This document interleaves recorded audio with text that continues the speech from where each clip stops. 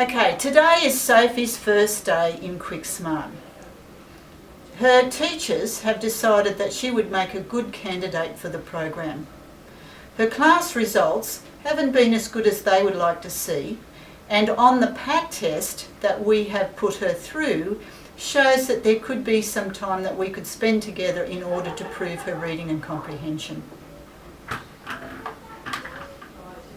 Hi Sophie, how are you? Good, thanks. How are you? Pretty good. I heard it was your birthday yesterday. That's right. Oh, that would have been exciting. Did you do anything special? Went out for dinner with a few friends. Oh, where'd you go? The Mandarin. Oh, yum, Chinese. That sounds great. I love Chinese. Okay, Sophie, do you know why you're here? Not really. Okay. Sophie, some of you teachers have expressed that maybe your class tests are not as good as what they think you're able to do. And do you remember doing the PAT test in vocabulary and comprehension? Yes. Okay, and so when you did them, there were a few things that we think maybe by spending some time in QuickSmart, we might be able to improve.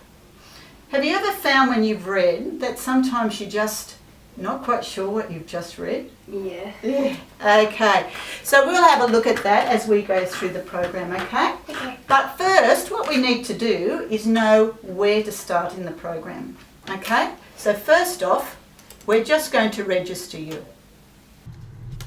To record Sophie's details and to create a file, we first go to the icon of the OzCAAS.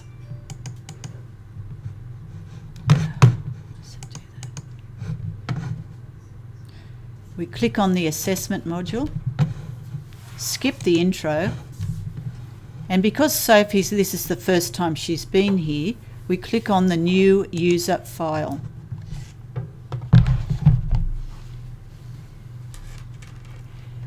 Create her first name, put in her last name,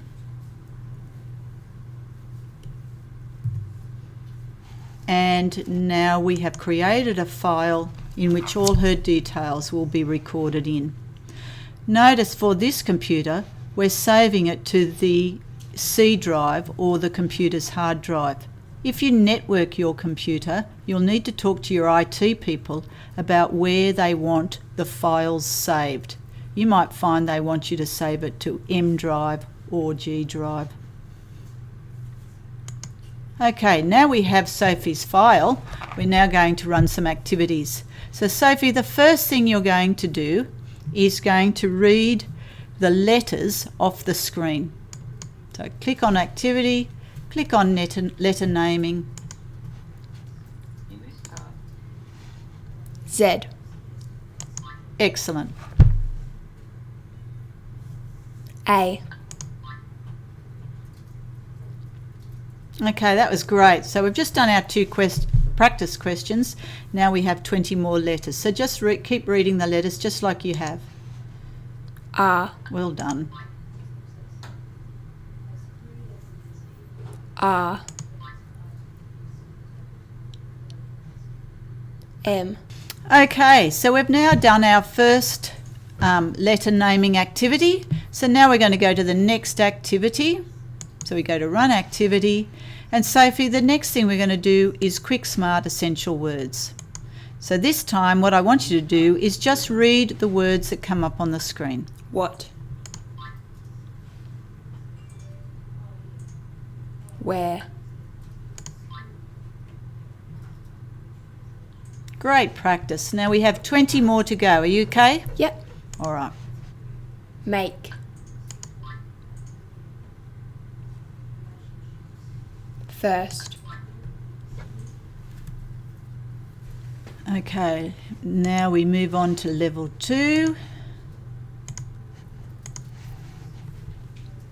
Recover. Serious. Okay, any questions, Soph? No. Okay, great. Through. Thorough.